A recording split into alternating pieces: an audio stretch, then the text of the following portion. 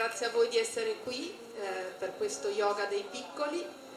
È una piccola manifestazione che vuole essere anche un ricordo a colui che mi ha insegnato lo yoga, il mio maestro Pietro, che è mancato 4 anni fa, il 9 dicembre, e oggi siamo il 6 dicembre, e che mi ha insegnato tutto quello che so sullo yoga, quasi tutto.